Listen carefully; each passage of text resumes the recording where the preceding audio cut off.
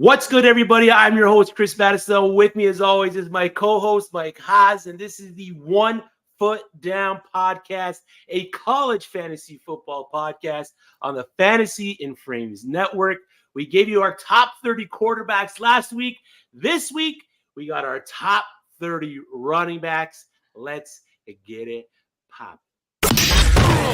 Welcome, football fanatics, to the 1 Foot Down podcast on the Fantasy in Frames Network. Your gridiron guides, Chris and Mike, are geared up to lead you through the thrilling world of college fantasy football.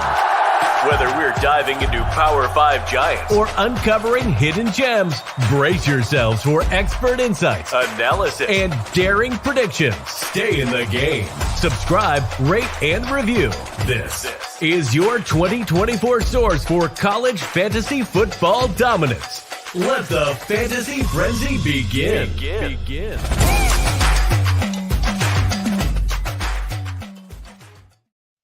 We are back for another episode live, 1 Foot Down. Like I said at the top of the show, I got Mike with me. He is fresh to death in his Florida Gators shirt. Mike, show that thing off, man.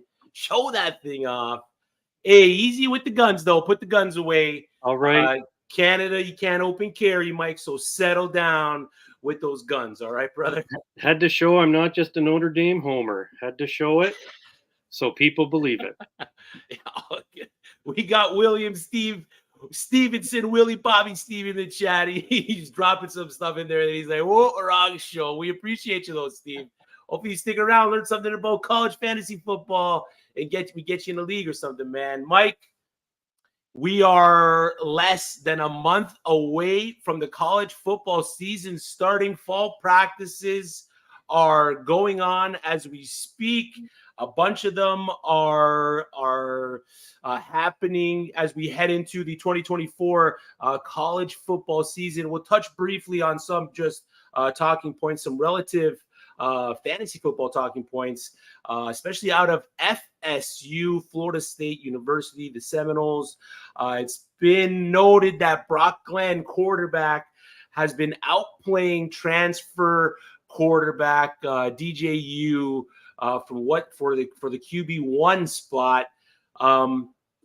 What are you doing with the FSU passing game? Are you investing in DJU at all, or are you passing the buck on that one? Yeah, I haven't drafted a whole lot of the Florida offense. I took a tip from you, Chris, early on in the year, noting that the very tough schedule. So learning, I don't know. I do have him in a couple different other leagues, but not in the best ball leagues. I haven't been going after that offense. I think they have a lot of potential with Benson and Morlock and what you were saying, but if it's going to be that tough a schedule and the quarterback issue, I just haven't been investing in Florida State as a whole. It's been one team I've kind of avoided till a little bit later, past the guys that I think I've written down ranked higher. But DJU, it'd be surprising if he didn't start, but wow. Yeah, I'm expecting DJU to start fully. The reports are right now is that Brock Glenn just has a better grasp of the playbook. He's able to rip through it. He's making checks at the line of scrimmage. He's making better throws, sharper passes. But I'm fully expecting DJU to be the starter, at least for the start of the season. Some other highlights out of that FSU camp. Tight end Kyle Morlock has been forming a real good bond on the field with DJU, as well as transfer wide receiver Malik Benson and sophomore running back Samuel Singleton has been showing out in camp, showing some good burst. You have any insight into the backfield for FSU, Mike? Is there a running back in particular? We know Roydell Williams went there from Alabama. Yeah, they got the freshman there, true freshman. Yeah, so they got a couple guys. To Foley, who's also been raved about in camp. Is there one guy that you're looking to target out of that backfield? Maybe in best ball formats, some guy that you might see go off in a week in, week out situation there. Yeah, you would hope Roydell Williams could with that pedigree that he has and the program he came from. But as I heard you saying there, I think I can see Florida State. Like, I think they'll be a good team, solid team, obviously, well coached, tough. rumble, tumble, do whatever it takes. So that's maybe one of the hesitations in fantasy that you might want to avoid. They could be a very good team, obviously, in a tough team, and use a lot of people and still be successful at college football, but maybe not get those stats that you and I are looking for and everybody's looking for. Yeah. But Yeah, Roy Dell, I would hope. I have picked him a couple late, like really late. Like he gets kind of lost in the shuffle till later on. But he does. He does. And to everyone watching, stay tuned because after we drop our top 30 fantasy running backs for the college fantasy football season, we're going to give you the details on how you can win your copy of College Football 25, the hottest video game out right now. You'll be able to enter yourself into the draw and have a good chance at winning a copy of that video game. And you can play as Florida, Mike. Did you know that? You can play as Florida. You can put yourself in the game, like EA Sports says, and you can play for Florida, man. Is that your team? Are we that's not your team. No, I'm trying to change it up. Oh, hold it one moment before we begin. No, please don't take your shirt off. Oh, no, he's taking his shirt off, ladies. Here we go. Oh, he's got the LSU shirt. Love to see it. Let's go, Mike. Go Tigers. Love it. I absolutely love it. I hope that was G-rated, Chris. G-rated. But today I asked my partner a question, and the LSU one had to come out. Yeah, love to see it. Love to see it. That probably wasn't very smooth, was it? But anyway. like a magician tearing a tablecloth. You got it. Well, let's get into these rankings, Mike. Let's get into why we're here, why the people that came to the show today and look at these top 30s here. He goes, Mike is bringing it for more. Hey, just a little strip tease and get the boss man happy, man. All right, let's get into our top 30, Mike. I want you to read off your bottom 15, so 30 to 16, and then I'll read off mine. Then we can get into our top 15. We are going to display it on the live stream. If you are listening to this on podcast form, head over to the YouTube channel so you can take a snapshot of what the rankings look like. Once we get through all of our rankings episodes, we will be dropping these on the Fantasy in Frames website. Hopefully, I'm just dropping that news on Jorge right now. So let's get into it, Mike. Are you ready? Okay, where are those? There they are. Here we go. Top 30 each side. Mike on the right. I'm on the left. Mike, give me your bottom 15. Okay. Travion Henderson, Jalen White, Jonah Coleman, yep, Jalen Buckley, Washington. Malik Sherrod, Kyle Menage,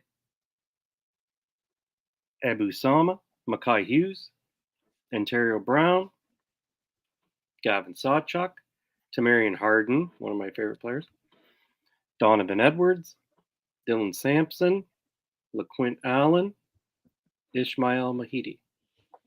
Yeah, solid list. I noticed when we both submitted our top 30 running backs, unlike quarterbacks, we were pretty even with a lot of where our running backs fell into. Some of them just a couple spots away from each other. You got a couple guys on yours that I don't have on mine, and vice versa. So one of those is my 30th ranked running back, Trevor Etienne from Georgia, expecting big things from there. I think I might have him too low. Jaheim White from West Virginia, Jalen Buckley at 28, 27 Tamori and TJ Harden, 26 Ontario Brown, 25 Kyle Monangai, 24 Jalen White, Georgia Southern, 23 Mario Anderson from Memphis, 22 Abu Sama, 21 I got Donovan Edwards, the new lead back for Michigan with Blake Corum heading over to the Los Angeles Rams. Just above him, his rival Quinshawn Judkins. And then I got Gavin Sawchuk at 19, LaQuint Allen at 18, Quentin Cooley at 17, and Malik Sherrod. Our cover athlete for today's episode, Malik Sherrod, rounding out my top 15. Mike, before we hop into our bottom 15, Mike, before we hop into our top 15, any standouts from my list at all? Yeah, I mean, good list. And as we're looking there, I struggled a little bit. We have a lot of similar names, just maybe positioned a little bit differently. I know I have Mackay Hughes. We spoke down a little lower, ranked up higher, had good stats from last year. Yeah. Your list has some of your favorites. We've drafted in a number of leagues, and I know LaQuint Allen's one of your favorites. I just noticed Judkins. We were close with each other on putting him where we thought.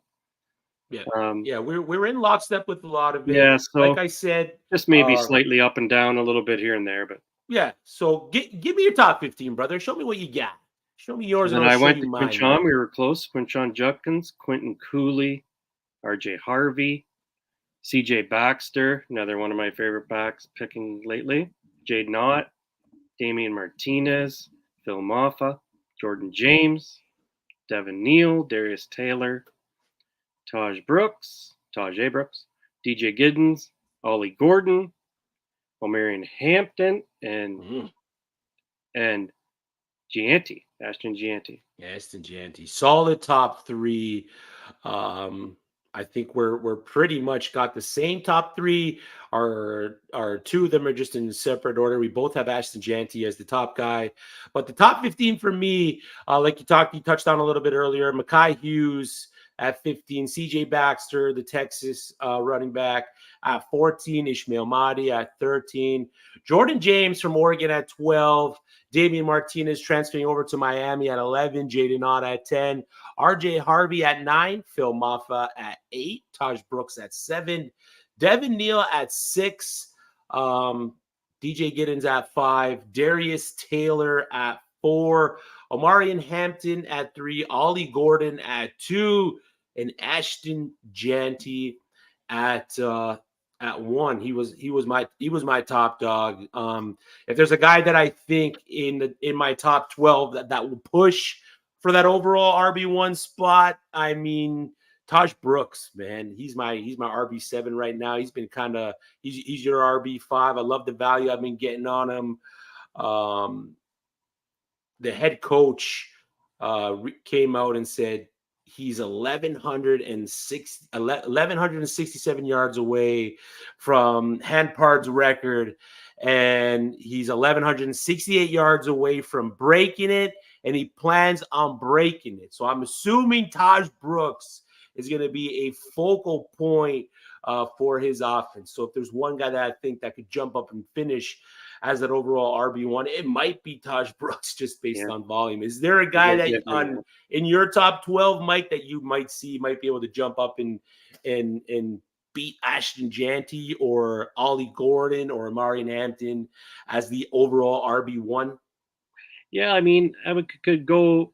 You'd probably be, well, not really a sleeper in the top 12, but I think the sky is the limit. You just picked him in one particular draft, and Jordan James is a guy that, like, watching him and given that opportunity and having Bucky Irving gone and seeing what he could do with him. Like, if they ever just give him and feed him, if he can have the durability to go, I mean, his talent and his toughness, watching him run would be really interesting to see just how far they can take that. But I mean, they'll have a pretty dynamic passing offense. So I don't know. Should be a good offense. It'll be hard to say. So some of these teams that want to lean heavy on the run, Taj Brooks, they fed him like don't even over and over and over again.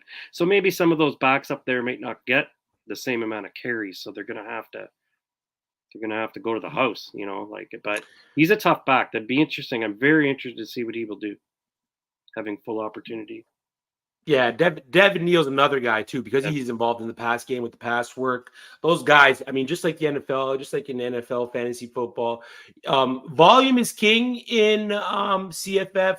Eric Froton just dropped a great article on the historical data of all the positions, and he pinpointed how significant workhorse running backs were and how significant pass catching running backs were, and how the collegiate game is kind of pivoting itself towards having more success with those pass catching running backs.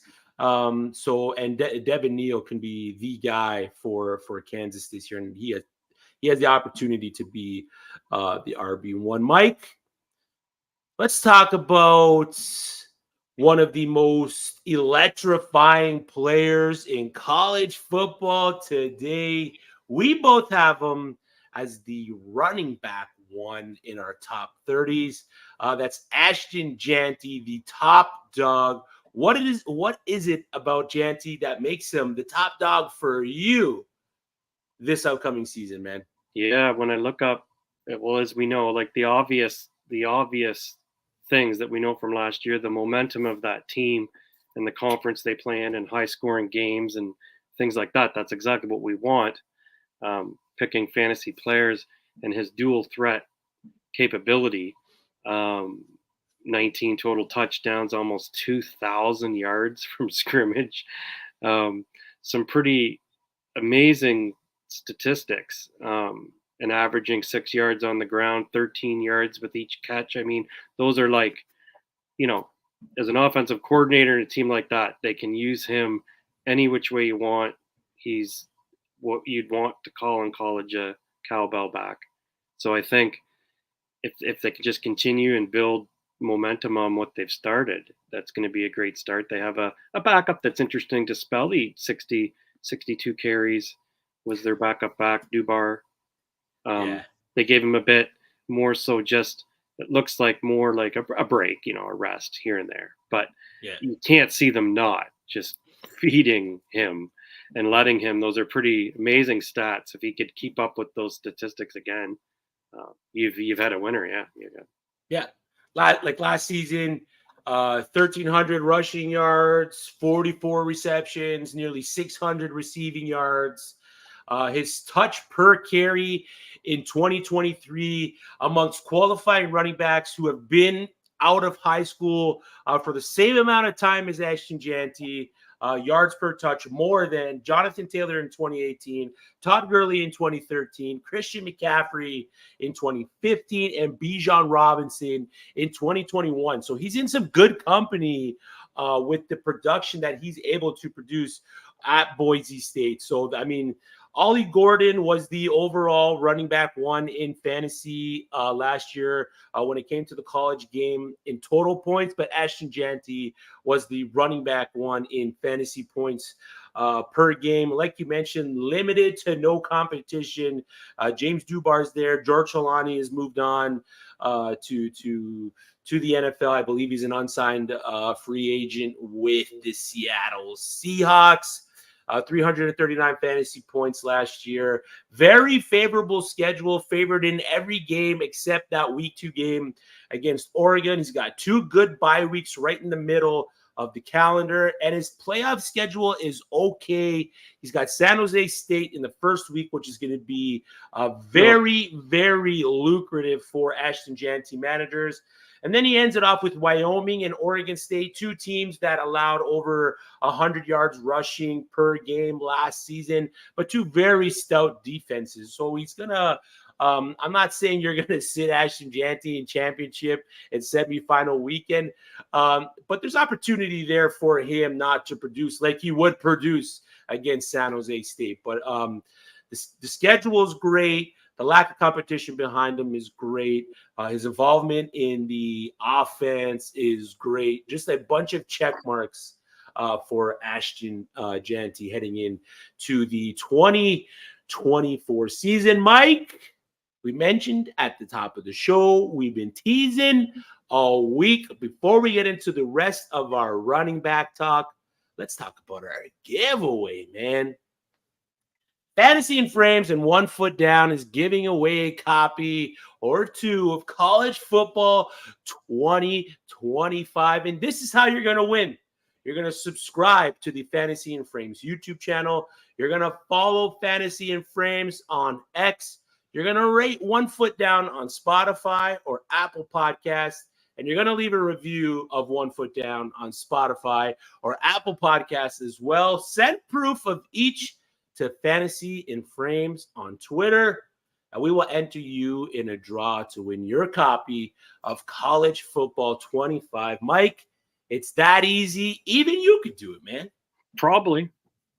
Might need a tutor. Yeah, I don't know if you can work the camera phone yet, but it's very simple. So that's all you got to do. Subscribe to Fantasy and Frames YouTube channel. Follow Fantasy and Frames on X. Rate and review this show, One Foot Down, on Spotify or Apple Podcasts. Send that proof to Fantasy and Frames on X, and you get entered into the draw to win College Football 25, the hottest game in the streets right now. Mike, I already got my copy, so I mean, unfortunately, I cannot win it. Yeah. It's a fun game. I've been having a lot of fun with it. I rode to glory, worked my way up from North Texas to Alabama as a quarterback. So I'm living my best life with that video game. But back to the running backs, Mike.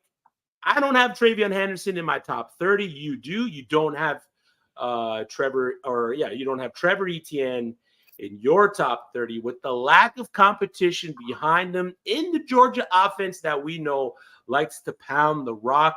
What red flags did you see from Georgia and Etienne that kept him out of your top 30? Yeah, I mean, I really like him. We talk as a running back, obviously trying to pick 30 players. So in a little bit of prep work for this, a couple other people I thought I'd just mention quickly. We might not go into a lot of details about them, but I found making the list, I did put in both Ohio State running backs, Judkins and Henderson, which you're right, Etienne, they're interesting. You had him at 30. I'm not totally down on him. Some of his off-field issues might be I don't even say would be a big red flag, just maybe concerning or whatever, not necessarily what you want to see happen. And looking at his stats the last 2 years, he's around the same, close to 750 yards each year, 125, 130 carries or so each year, 7-8 TDs, so on. Like, we know there's growth there, and the talent and the pedigree's there for him. And you always like to mention, though, how big the bruising backs are behind him. And I'm just wondering, and Branson Robinson, I know his injury hurt, but they were high on him. He was a top 10 recruit in 2022. Mm-hmm. He did pretty well in that year, and then just lost last year. So I call that kind of like, I wouldn't say a red flag. I just say it's like Georgia likes to use a lot of people and likes to maybe fill different roles, and they might not just go one guy. So that's really my only. I think he'll have a good year. I think he would fall, though, in line statistically with other players we're picking that are 25, even to 35 or 40 or whatever, and still be considered a major success. I mean, on that team and to help win. But so my thing is, maybe they'll use those other two guys a little bit. They're kind of, if they each get 300-400 yards, that's going to take into what you'd want maybe him to get to move up those rankings. So it'll be interesting to see. But I know Georgia likes to use a lot of people, and they're one heck of a well-coached team in college ball, and they'll use everyone it takes. They won't. Nobody has to be a favorite necessarily for them to be successful. Would be my only. Yeah, and I think a lot of his time in Florida too is just the philosophy in the Florida coaching staff and how they approach their offense. Like they were never leaned on one running back in their offenses to be that bell cow guy. It was always going to be a split, whether it was with Montrell Johnson or someone else there. I mean, they brought DeMarcus Bowman at one point. There was always going to be a split at Florida. So I'm looking forward to him going to Georgia. He transferred into Georgia. You know, they maybe most likely gave him some kind of dough to get over there. So I'm really looking forward to Etienne's role in this offense. I really think he's going to be, or set up to be, the guy for Georgia this year. There is the big guys, both Robinsons behind them. Nate Frazier's there as well, the freshman. There is some competition behind Etienne, but I think having him in my top 30 because I kept Travion out because of Quinshon Judkins there. We know what Quinshon Judkins can do in that offense. We know if Will Howard starts, he's going to be using his legs quite a bit in that offense as well. And I think that's going to kind of take away from Henderson as an overall producer. So that's what it is for me. All right, Mike, give me a player inside of your top 12 that you would project to be a bust. So, it can be anyone in your top 12 that you think has a good chance of not finishing inside that top 12. Right. So it wouldn't necessarily be a bust, but maybe wouldn't be a shocker. Like say you move 12 to 20 or 12 to 22 or down 10, like not where you maybe want to have that ADP and that support of the points that you're expecting when you're drafting in the top 12 would be another way of putting it. And I'm really high, as we all are, on because Brooks has left Texas and CJ Baxter being there to get a full chance.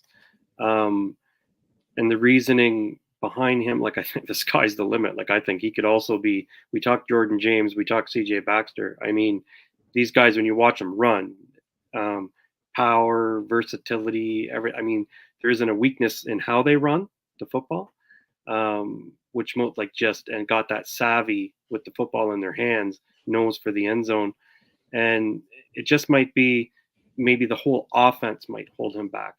Jaden Blue's pretty good behind him. They'll give him some chances, so he'll eat into that a little bit, and he's pretty good himself. And then I just maybe kind of would worry because they have so much quality on offense. And a good offensive play caller, like one of the best in the country that will do mix up schemes and all sorts of different things and use the reverses and this and that more than a lot of teams with Bond and Golden and they're going to have so many weapons. So it'll just be, will they lean on CJ enough? I put him up there because one heck of a running back, but if he slides down, it could be because they're going to do everything they can possibly do to keep up with the competition and use everybody. And why not? So that it's a great problem if you're Texas. So, yeah. So like CJ Baxter's a great option there for a guy to be a potential bust. The only thing for me is when you look at running backs before Coach Sark got there, you got to go back to 2016 before you can find a Texas running back finishing in the top 12 of fantasy scoring, and that was Donta Foreman. Now, when you look at when Sarkisian came to be the head coach for Texas in that 2021 season, 2022 season, and even going back to last year, 2023 with Jonathan Brooks, he has produced a top 10 fantasy producing running back in a fantasy points per game basis. Now, Jonathan Brooks' season was cut short last year, but he still put up 213 fantasy points. 2021, 2022, of course, we saw the emergence of Bijan Robinson when he absolutely lit up scoreboards. The only thing CJ Baxter's got a lot of competition behind him. That's kind of why I put him just outside those RB1s, but I have him right on the fringe of those RB1s just because of the history of Steve Sarkisian and the history and the success of his fantasy running backs. I'd like to go a little deeper on that and see what his role as offensive coordinator at Alabama and see what those running backs did, because we know the running backs that were at Alabama: Mark Ingram, Derrick Henry, Najee Harris. Everybody, heavy carrying, where they lead. I think he's kind of got a type, and his type is to give one guy the ball. Is what I'm trying to get to. So I agree with your points on how CJ Baxter is set up to potentially be a bust, but potential here we are talking to be a top 5 guy, right? Yeah, exactly. So I prefer the word maybe not live up to bell cow or whatever, right? But you don't know. But the way he runs the ball is the most important. Like he runs it hard nosed. Like some of these guys, like he doesn't flinch. He gets the ball, he's downhill. He's going. That's interesting. But I mean, Texas is what an offense. Wow. Yeah. Here we go, eh? Yeah, I'm looking forward to it. Football's right around the corner, especially the college game is right around the corner. I am looking forward to it. They only have Bond and Cook and Knee Black and everything. Like, they only have one football. So here I'm talking myself. You got me talking my way out of it. Yeah, well, they got Jaden Blues there. Jared Gibson's there. It's just they got a room. They got a room of guys that can move the ball. So yeah, absolutely. Situation CJ Baxter can follow. For me, it's the guy I have at RB9, RJ Harvey, running back out of the University of Central Florida. I believe Panay Boone, the transfer, is going to eat into some of his workload. Panay Boone's coming off his best season at Toledo. He averaged 7.2 yards per carry, 4.26 yards after contact, both better than RJ Harvey in 2023, 20 runs of over 15 yards or more. In 2022, can you guess how many runs of 15 yards or more Panay Boone had in 2022, Mike? And for context, in 2023, he had 20. 31. He had 3. So that's a big jump from production on how he was used, how he was running, and what he was doing on the field. The jump from G5 to P5 historically doesn't bode well for running backs. So that does scare me a little bit. But we're not projecting Boone to walk into UCF and be the projected starter. We are projecting RJ Harvey to be the guy for that team. But I am projecting him to not finish in the top 12, possibly be the bust if I had to pick one inside of my top 12. Right. And the market's kind of telling me that too, Mike. February, RJ Harvey's ADP, 11.3. In March, 12.8. April, 12.6. So we kind of stood pat for those first 3 months. And then once the transfer portal opened again, Panay Boone went there. May, 25.3. And in June, 26.3. So the market was definitely telling me that they're also expecting RJ Harvey to take a hit with Panay Boone going there. Also, John Reese Plumlee, the quarterback for UCF last year, was second highest in attempts with only 96. The second highest running back behind him was Johnny Richardson with 85. Now they have KJ Jefferson, who rushed the ball for 123 times last year. He averages 130 totes as a starter. When you look at John Reese's 2022, when he carried the ball for over 130 times, and they had Isaiah Bowser there as well, being that lead back. RJ Harvey's output, his yards per carry was great, but his output wasn't that great. So if you're going to tie in KJ Jefferson, you're going to tie in Panay Boone, you're going to tie in new wide receiver coach Tim Smith, looking to maybe make that UCF offense a little bit more balanced. RJ Harvey has all the potential to be a bust out of the guys in my top 12, man. Yep. Agreed. I mean, I picked him. It's amazing. Maybe it shows we draft in so many leagues. We have most of these guys, but you have to change it up, on your teams. As you know, you can't just stick with the same script on every single draft, or you're going to run into trouble. But those teams, they score, and they're going to score. So the positive to keep him while you have him up there, that's good. They pushing the ball in some of these offenses, and when they keep scoring, they just keep going. And that's what they do. They won't stop. They want those rankings, especially now in the bigger playoff format. I think this year some scoring will be even more increased. Like they're going to hope those spots are opened up for these teams. And these teams that normally aren't making that playoff, I think will really run that score. It'll be interesting to see if that comes to pass. Some of those teams that are normally outside the top 12 that can maybe they can get in the top 12 or 14 and get in, but they're gonna have to score so that they get agreed. All right, Mike, we gave our top 30. We talked and gushed about Ashton Jeanty and how he has all the potential to be the running back one. We identified a bust candidate in our top 12. Give me a sleeper pick, a guy maybe outside of your top 30 that you think has the potential to have a big year for 2024, man. Yeah, like I couldn't decide, so I gave you 2, but I'll go with the first one just so we, just don't confuse the viewers, right? But one player, how we all fall in love with picking a lot of teams that maybe aren't in some of the top, Big Ten and SEC and all of that. So picking a running back from Appalachian State, Kanye Roberts. So he's been kind of rising here and there, watching in the months.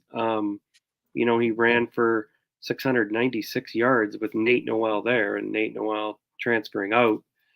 should give opportunity for him. 7 touchdowns with him. Like they kind of shared the ball. I mean, Nate had a little bit more, but not a whole lot more. So 123 carries, 7 TDs. That offense, nice offense, a sleeper type offense, all around. Tight end, Wilson everywhere, receiver Robinson. Nice team, Aguiar, right? Interesting. It'll be an interesting team to watch. And we'll score.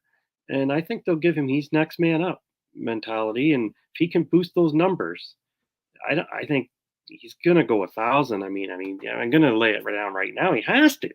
I'm looking at the list behind. He's ready to take that little next step. Doesn't mean you'll be major bell cow, but I would say number 1 back, run, give him a chance, next man up, and away you go. So it's good that you can get some points from some of those teams that aren't in maybe the top, top teams in the country or anything like that.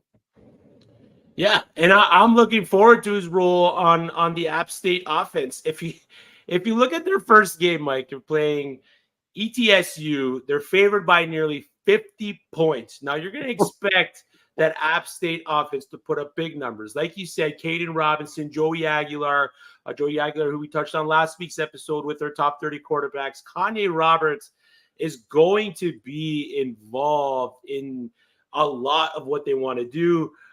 He does have the first round playoff bye, so kind of be cautious with that. Make sure he's not your RB1 or RB2. You kind of want to make sure you're buying the value on Kanye Roberts because he does have that week 1 bye. You want to make sure you're not leaning on him.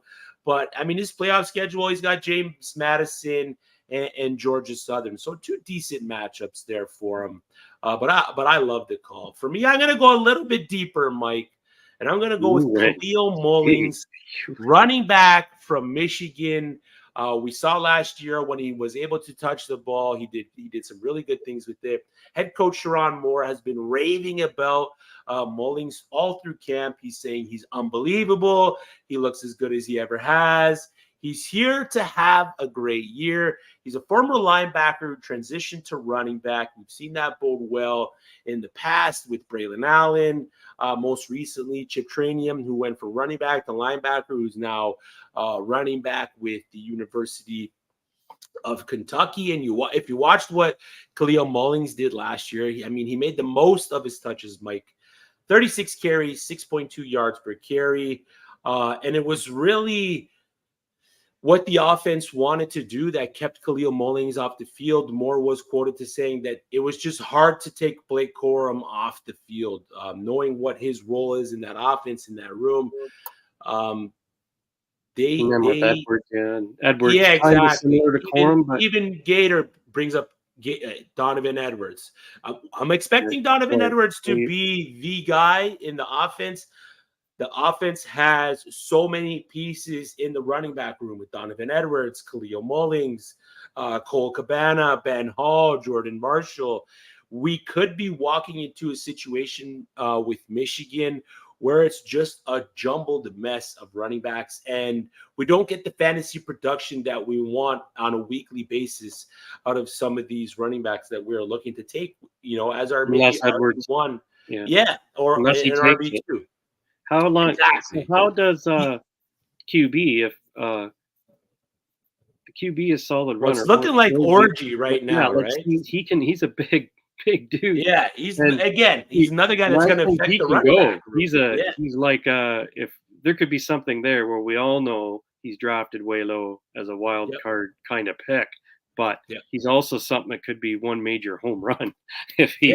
So he's all the potential to be that knockout punch at the position. If he starts taking those quarterback options and sneak options, Orgy in the end zone, baby. Look out. We'll all be like, yeah. Yeah. So Khalil Mullings right now, his ADP is 300. He's the RB 93, a value that can be had for next to nothing. He had team best last year, 4.17 yards after contact. 38% of his touches went for first downs. and he only carried the ball 36 times. So every time this guy touched the ball, and the offensive coordinator and the head coach has said he's just explosive. He's tall. He's a tall power back with deceptive speed. He kind of reminds me of a smaller framed Brandon Jacobs. So put that into perspective a little. If you have a smaller frames, Brandon Jacobs, I mean, you got an absolute beast at the position. So Right. If you're looking for a deep sleeper at running back, especially if you're playing in some of these best ball leagues, Khalil Mullings out of Michigan might be that guy for you, Mike. You got any honorable mentions? Honorable mention, I got one, as you said, this is your way back. This was your favorite pick early on in January, and when the snow was flying and we're doing drafts, and Chris pulls out Caden Fegan from Illinois. Oh, And then you look at the size of the man. big boy. Man, he's playing with children out there, Chris. He's 6'3", 2, like 50. Yeah. Well, and then I got to look up the real stats now to see monthly, see if he lost weight or gained weight. But he had a good year, and with why he would be higher than even honorable mention, because his yards were pretty good last year, and he is in an offense like Illinois they're going to run the ball a lot. It's kind of an interesting, they're middle of the pack, tough conference, tough matchups, but yet they hang in there a lot with a lot of those teams. They're like a good pedigree football team that just may not get over the top, right? Mm-hmm. Pretty good at most positions, and it's just, but interesting team.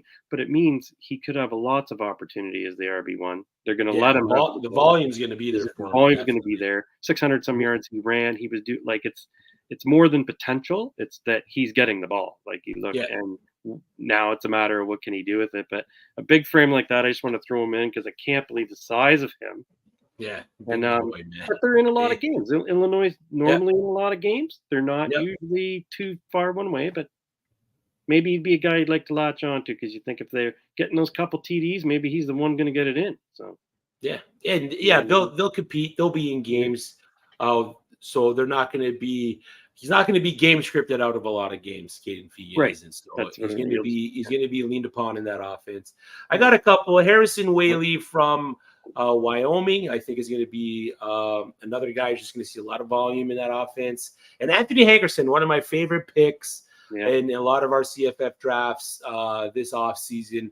Oregon State transfer from Colorado.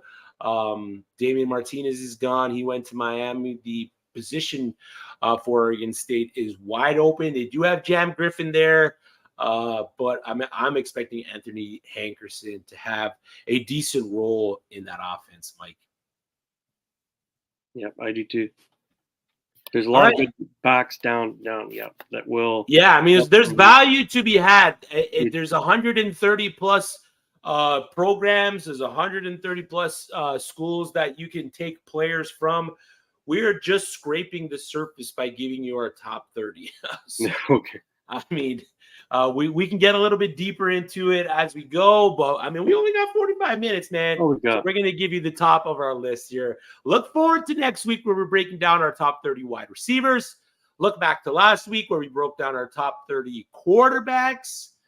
We discussed a lot about where some of our quarterbacks are rankings and where they should be ranked. We really got into the minutia of our quarterback rankings. Again, if you want to win a copy of College Football 25, subscribe to Fantasy and Frames YouTube channel, follow Fantasy and Frames on X, rate and review the 1 Foot Down podcast on Spotify or Apple Podcast. Take a picture that you did all of those things, send it to Fantasy and Frames on X, and we will enter you in a draw to win the game so you can be in the game. Mike, that's the show, man. Let the people know where they can find you. Let them know what you got going on inside of fantasy football and outside of fantasy football. I need to be found more places. You got to hook me up, Chris. We got to be found more places than at FF Mike H, at Fantasy and Frames on Twitter. I'm going to have to come up with some things. You know what I mean? I need, hashtag this, that, Brown, but that's NFL. Can't do it. We're all about college. College football, baby. That's hashtag Notre Dame, hashtag Florida, hashtag LSU. Listen to you go. All right. That's the end of the show. We appreciate each and every one of you that tuned in. Drop a comment or like the stream. Your support goes a long way, and it helps us out here on One Foot Down. Until next week, that is when it's August next week. Just getting everybody ready. August. Yeah, week 0's here. We got football on Thursday, a Hall of Fame game. We are in fantasy football season. See you later.